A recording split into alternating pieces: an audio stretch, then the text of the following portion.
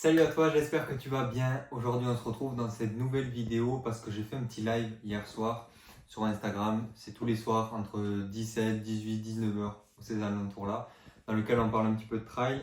Et j'ai fait un schéma pour pouvoir expliquer en gros les bases de la préparation en trail. Et en gros, si tu ne connais pas ces choses-là, tu ne peux pas progresser parce que sinon tu vas avancer à l'aveugle, tu ne vas pas réellement comprendre ce que les plans d'entraînement veulent dire, etc., etc.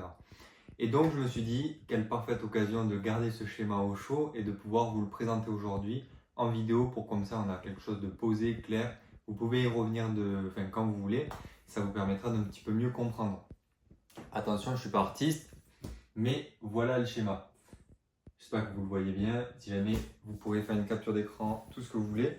Mais en gros, aujourd'hui, on va expliquer cette petite pyramide. Cette pyramide qui, pour moi, est la pyramide d'intensité, si vous voulez, de vos entraînements. On entend beaucoup parler de personnes qui vous disent oui, il faut s'entraîner en zone 2, oui, il faut faire des séances de fractionnés comme ça, dans telle zone, etc. C'est très bien, mais on ne vous explique jamais pourquoi on fait ça, à quoi ça sert, à quoi ça correspond. Résultat, vous appliquez bêtement, mais vous ne savez pas pourquoi vous faites ces choses-là.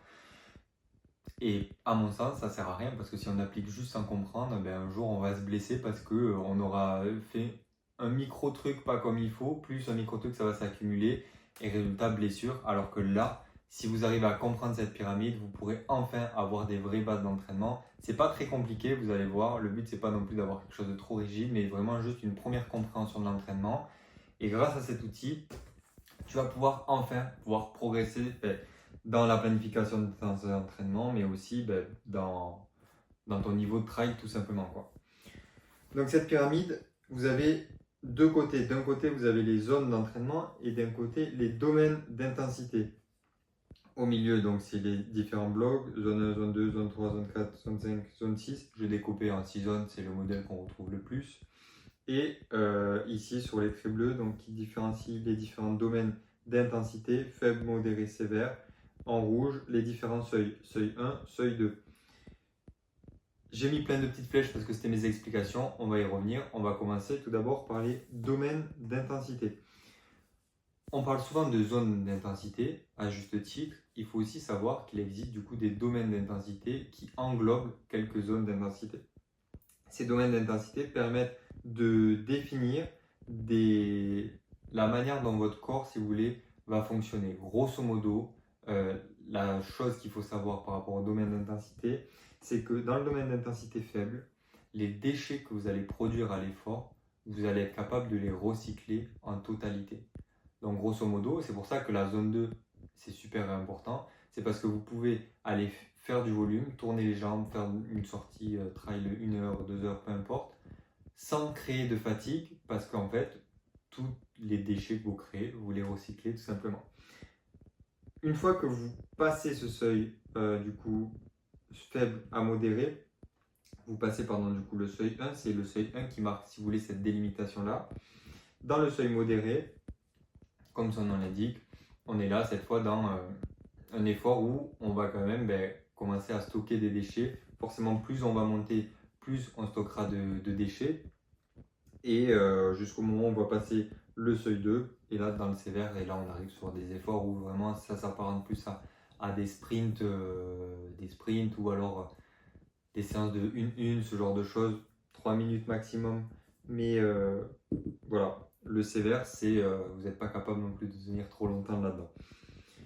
Donc ça, c'est les différents domaines d'intensité qu'on peut aussi découper en zones pour avoir des choses un petit peu plus précises dans le travail parce que effectivement, ici, il peut y avoir des seuils physiologiques. Votre corps peut fonctionner de manière différente, si vous voulez, même un petit peu à l'intérieur de ce domaine d'intensité modérée. Il y a bien évidemment je ne trouve pas le mot depuis tout à l'heure, mais vous n'allez pas recycler les mêmes déchets quand vous êtes juste au-dessus du seuil 1 ou juste en dessous du seuil 2. Voilà, c'est ce que j'essaie de vous dire. Je ne trouve pas le mot que je veux, c'est pas grave, vous le direz en commentaire si vous l'avez. C'est pour ça qu'on a découpé du coup en plusieurs zones et que quand on parle de zone 2, de zone d'endurance fondamentale, c'est cette zone qui est là, juste en dessous de notre seuil 1 dans le domaine d'intensité faible. Et là, pourquoi du coup, moi, j'ai décidé de faire un beau triangle comme ça, avec des flèches noires, là on ne comprend pas trop pourquoi. Ce triangle, c'est un triangle équilatéral, donc les 4 longueurs sont de même longueur. Ça existe de même distance, bref, peu importe. Vous comprenez ce que je veux dire. Ce que je veux dire surtout, c'est qu'en fait, on a trop de personnes qui essayent de dire « Ouais, moi je veux courir plus vite, donc je veux faire monter cette flèche parce que je veux courir plus vite. » Ok, mais votre triangle, il va être bloqué. Si vous essayez constamment de tirer, mais que vous élargissez jamais la base, vous ne pourrez jamais monter le haut. Donc, pour pouvoir monter le haut, il faut élargir la base. Et vous voyez que j'aurais pu mettre même le seuil 1 un petit peu plus haut. Si ça représente la totalité de vos entraînements, les zones, le temps que vous passez dans le domaine d'intensité faible doit être beaucoup plus important que tout le reste.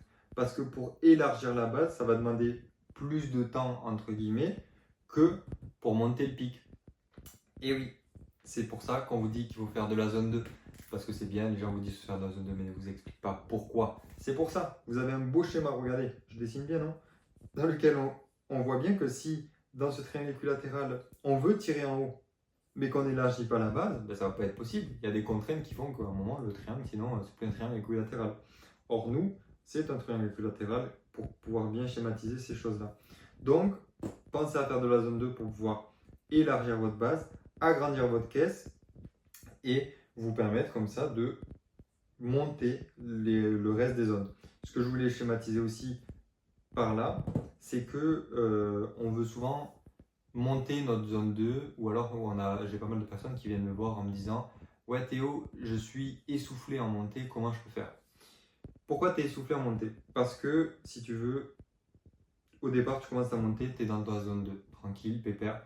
Et puis en fait, mine de rien, tu te rends pas compte, mais l'intensité de ton effort commence à augmenter parce que la montée est de plus en plus raide, donc tu passes en zone 3. Donc tu commences à créer des déchets, tu ne les recycles plus en totalité. Et donc du coup, tu crées de la fatigue, tu crées de la fatigue, tu crées de la fatigue, tu crées de la fatigue. Tu montes en intensité sans t'en rendre compte parce que tu accumules de la fatigue, tu accumules des déchets, donc tu es moins performant, donc tu es moins à l'aise. Et vu que tu baisses pas ton rythme, eh ben, tu continues à accumuler de la fatigue. Bon, en fait, là, tu vois que tu arrives sur des zones 4-5. Si jamais tu vois un petit peu de quoi je parle en termes de zones, c'est normal que tu sois essoufflé à monter quand tu arrives dans ces zones-là. Donc tout simplement, ça s'explique par cette chose-là, parce que tu n'es pas capable soit de couper ton effort pour redescendre en zone 2 ou trouver un rythme dans lequel tu peux tenir ta zone 2, soit parce que tu n'as pas fait assez d'entraînement en zone 2 et donc que tu n'as pas une base assez grande pour pouvoir être capable de rester dans cette zone 2 sur une intensité qui est un petit peu élevée, mine de rien, quand on fait de la montée, parce que on a une contrainte qui est la montée, il faut bien monter et fournir l'effort pour monter. Et donc si on ne s'entraîne pas assez, hop, de suite on va passer sur la zone 3. Et comment on fait du coup, Théo, pour monter ce seuil 1 et avoir une grosse zone 2? Eh bien, il faut visualiser le fait de pousser là le seuil 1. Et si vous voulez le haut de votre zone 2, on va parler de seuil 1 pour le haut de la zone 2. Vous l'avez compris avec ce schéma, SV1, seuil ventilatoire 1. Il faut pouvoir le pousser vers le bas. Donc, il faut pouvoir faire de la zone 2 pour pouvoir le pousser vers le bas. Et de temps en temps, je vous dis de temps en temps, et normalement je ne le dis pas souvent parce que sinon les gens vont faire ça la majorité du temps, mais bien de temps en temps, faire du bas de zone 3 pour le tirer légèrement. Mais vous voyez, j'ai bien mis 2 flèches pour le pousser, une flèche pour le tirer. Donc, on peut imaginer sur une seule sortie longue que vous faites dans votre semaine. Vous avez une sortie longue de 3 heures de prévu. Vous avez prévu donc la quasi-totalité du temps de faire de la zone 2. Et au milieu, vous mettez un bloc 3 fois 10 minutes en tempo, par exemple, au milieu. Et après, au fur et à mesure du temps, vous pouvez le répéter 2 fois 3 minutes. 2 fois 3 fois 10 minutes, pardon, excusez-moi. Et comme ça va vous permettre de venir stimuler le haut de la zone 3 pour pouvoir vous aider à, en plus de le pousser parce que vous faites beaucoup de volume en basse intensité, et un petit peu le tirer à la hausse également. Donc voilà, je pense que vous avez maintenant un peu mieux compris comment fonctionnait déjà tout ce qui est zone d'entraînement, zone d'intensité, etc. Quand on vous parle de OK, faire de la zone 4, machin, vous comprenez un petit peu mieux toutes ces choses-là, les différents domaines d'intensité, pourquoi on vous dit de faire de l'endurance fondamentale. Bref, voilà, en gros, vous ne pourrez pas progresser en trail si vous ne comprenez pas comment ça fonctionne.